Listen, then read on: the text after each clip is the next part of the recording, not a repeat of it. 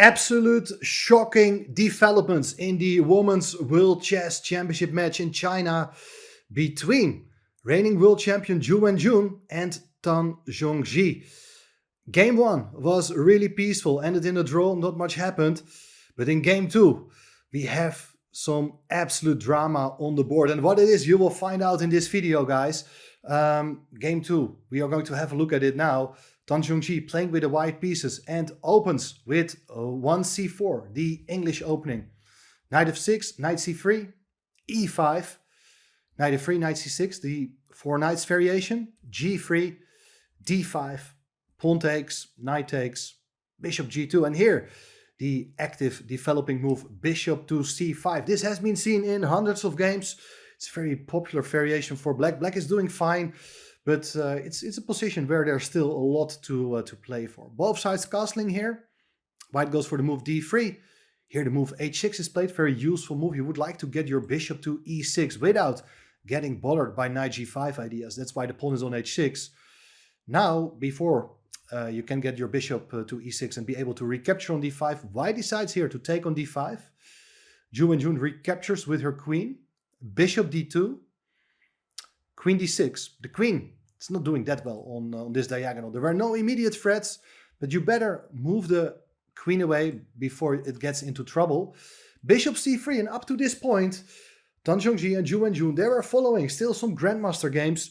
One game stands out, is the one between top Grandmasters Fabiano Caruana and Anish Giri from the Grand Chess Tour last year in Zagreb. In that game, Rook d8 was played. Here, Ju Wenjun comes with a novelty, Queen e7. Looks a bit strange to go back to d6 and then to e7. Maybe it was not really needed, but it's not a bad move. And it's not a type of position where time really matters. It's more about finding the right setup. Here you see knight e2 was played. And if the queen would have been on d6, then the knight was ready to come to e4 with tempo, hitting that queen on d6. So black here goes for the move, knight to d4. White is fearing here ideas with bishop g4, with pressure against the pawn on e2, and therefore play the move e3. Attacking the knight, but the knight comes to b5. Excellent move. And after attacking the knight with the move a4, black captures on c3 and says, okay, I have the bishop pair. But white has a very mobile pawn formation and ideas to grab space in the center. But black is rock solid. The only question is how to develop your bishop. You cannot move it now because then pawn on b7 is hanging. What I do like here is a move like rook b8, so that later you can move the bishop out to an active square, maybe to f5 or perhaps somewhere else. c6 was played, also possible to neutralize the pressure by this bishop. White continues with a5, intending to go a6 and challenge the base of the chain, after which the pawn on c6 becomes more loose. But bishop d7 played, so a6 is not a threat. Queen b3, attacking the pawn, rook a b8, and the knight comes to e4. So here you see Tan Zhangyi is able to trade off the knight for the bishop, and after bishop d6, knight takes, queen takes back. Looks again like a very even middle game, but still, if I have to pick a side, I would take white here. Like, I do like the center. I do slightly prefer this bishop over the bishop on d7, but again, it's very, very even.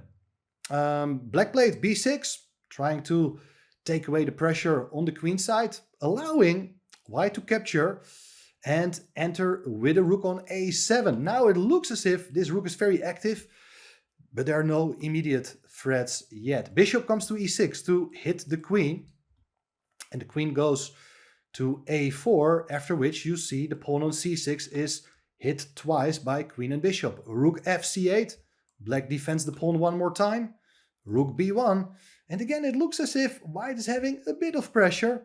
Having said that, black is still in control and it has everything well protected. Bishop d5, neutralizing the pressure down the diagonal, offering the exchange of bishops. And there followed pawn takes e5. This is an interesting moment because it looks as if after queen takes e5, you're just weakening your pawn on c3. But it's very concrete play, and there follows here the move queen d4, offering the exchange of queens. And, well, avoiding the exchange of queens is not very attractive, as the pawn on b6 is hit by the queen and rook as well. So queens are coming off the board. And how should you recapture? You may take with your c-pawn, with a huge imbalance. 2 central pawns versus 2 pawns on the queen side. Still, it's kind of even. It will be difficult for both sides to mobilize their pawns.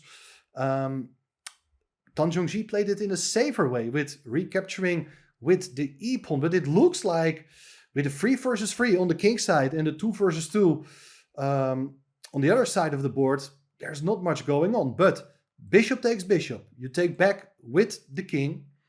And now b5 is played. Very good move, because you would like to move your rook. And the rook doesn't want to keep the pawn defended. There followed rook e1. And here you see rook e7, doubling the rooks on the 7th rank. That is a huge threat. You cannot allow that. And black needs to trade off 1 pair of rooks. Does that here with the move rook a8. Well played. Rook e7. Rook takes back. And we have a single rook endgame with 5 pawns each. But absolute drama is happening now. If black really wants, I think a draw can be forced even now with the move b4, with a pawn sacrifice. We had seen something very similar in game 1, where you can sacrifice a pawn to ruin the pawn structure. If you do take, I'll go rook d8. The pawn on d4 cannot be defended. And if you hit the pawn on c6, well, then everything will be swapped. It will be a 3 versus 3, like yesterday. It's a dead draw. But for some reason, Ju Wenjun played here the move c5. There followed king f3, and it's clear that white has the more active king. Pawn takes back, and both sides all of a sudden have a passed pawn. Which pawn is more dangerous? That is the big question here. But white's king is closer to the center. King f8 was played. Rook b7, rook behind the pawn. Rook c3 check. King goes to e4. And here the rook starts hitting the pawns on the 2nd rank. King goes back to e3. Defends the pawn. Rook c3. King d2. Rook f3. Attacking the pawn on f2. King e2. And now a move which really caught me by surprise. As here the pawn on b5 and the rook are under an attack. But where do you go with the rook? You can defend the pawn from 2 different angles. I would say rook b3 is the technical move. This is the move you would love to play, to defend the pawn and to cut off the king along the 3rd rank. This king can never really it's never really able to play a role, because if you're approaching the rook will come to f3 and hit the pawn on f2. Now the king is in the center. The d pawn is not dangerous. This is still going to be very easy draw, I would say. But instead, there followed rook f5, and I really dislike the rook here. After king e3, the white king becomes active. There follows the move h5, and now white played f4. And you can see that the idea is here to play king e4, and the pawn on f2 is no longer hanging. The rook is getting in trouble. It's move 40, and still black can probably hold the balance here, but you have to play actively these rook endgames, even if that means that you have to give up a pawn. The key move, according to the machine, is to sacrifice that b pawn just after rook takes. Get a rook out of the way. It's much better placed on a5. You get a king to the center, and probably you are able to hold this without too many difficulties. But compared to a few moves earlier, well, you're pawn down, and white will definitely play on forever. Instead, there followed the move king e8, but now it's king e4, hitting the rook. If you defend this rook with g6, there is this move d5, and look at his rook. It's no longer doing well here. It's really passive. You can take the pawn, and white is making a lot of progress. Instead, there followed rook f6. The rook is trying to come back anyway, but there is a rook takes pawn, and you're up a pawn here as white. You're hitting the pawn on h5, g6 played, and now the move d5 played as well. Your pawn up, the rook is badly placed. It should be somewhere on the 2nd rank to hit a pawn, to give checks from behind. But instead, the counterplay comes too late. Rook a6 played, and here it's king e5. You cannot really become active because they will follow king f6, and you walk in with your king into black's position. You can hit the pawn on f7 very soon with a check. And but therefore f6 was played. You try to keep the white king out. King goes back to d4. And after rook a2, the pawn on h2 is in trouble. But it doesn't matter. It's all about the most dangerous pawn in this position. Here it's king c5. You allow black to take on h2. You give a check on b8. Very good move. So after king to d7, You give another check, and now the king is forced to go back to the 8th rank. And here the rook swings over to the other side of the board, hits the pawn on g6. g5 was played. Very instructive moment here, people. If you do think you can take the pawn, then, well, you're a pawn up, but it does allow black to play h4 and everything will be swapped and we have a theoretically drawn endgame. This is actually easy to hold. However, much better move is when you're playing with the initiative, you have the upper hand in this type of endgames. Better keep pawns on the board. White should not feel tempted here to take on g5. f5 was played in the game. That's an excellent move. Black played h4, looking for counterplay. Pawn takes, pawn takes. Rook h7, rook behind the pawn. Very good technique, as the h-pawn is not dangerous. h3, and here the king comes to d6. Excellent move. There are ideas to walk over with your king to the pawn on f6, or even insert a check to force the black king to go further away from where the white pawns are. King b8 played, king d7. And now very important to understand is that this rook is not really active. You're not able to activate the rook. Even if you try something like rook d2 with the idea to take the pawn on d5. White is happily trading off the pawn on h3 for the pawn on d5 because there's king e6. And this endgame, since you're attacking the rook and you're going to win the pawn on f6, it's an easy win because the black king is way too far away and the f-pawn is going to queen very soon. So that is not an option. Black played king b7, but then the d-pawn moves forward. King b6, king d8, and same story. If you do play rook d2, I think you're just going to take on h3 and get your king to e7 to hit both the rook and the pawn. And if you defend it here with rook c6, it's rook e3, the rook comes to e6, and the pawn on f6 will be won very soon. Therefore, instead, there followed here the move rook h1, and white plays d7.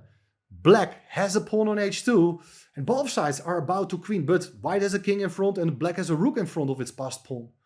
But now, fantastic move, it's rook h3, and the rook is still behind the pawn. And how is white going to make progress? That's the big question. Well, black cannot move the rook because then the pawn will be taken. It's king b7 which was played. Rook b3 check. Doesn't really matter where the king goes. King a7 was played in the game. And the technique is here that white is changing the placement of the rook. Instead, it's better here to place the rook from the side, to keep an eye on the pawn on h2, which still means that black cannot move the rook away. If the rook moves, pawn will be taken. King is also cut along the a file, so king goes to a6. And now another key move here is to play rook e2. And we see that the rook gets a second task. It still retains control over the h-pawn, but after king b7, you can move your king to the e file without giving black a chance to play rook e1 with check and promote the pawn. So here the rook on e2 is defending its own king, and that means that the d-pawn is gonna queen. Black resigned. Tan Zhangyi is taking a 1.5 half lead after 2 games. And to be honest, that was a very, very shocking result, at least for World Chess Championship match standard, I would say. The way black handled this endgame, starting with rook f5, to me, this, I mean, objectively, it's not a losing mistake, rook f5, but it's a clear step in the wrong direction. If black had played rook b3, it's a multi-purpose move, like you're supporting the pawn and you're cutting off the king. That is how rook endgames should be played. Play as actively as possible. Clear example that Ju Wenjun, the reigning world chess champion, is well, struggled definitely with her nerves in this game, and is trailing by 1 point. Still 10 more games to go. Anything can happen, of course, but what an incredible start of this match. Let me know in the comments, what do you think of this endgame, of the game in general? Who's your favorite to win this World Chess Championship match? Thanks for watching. See you soon again.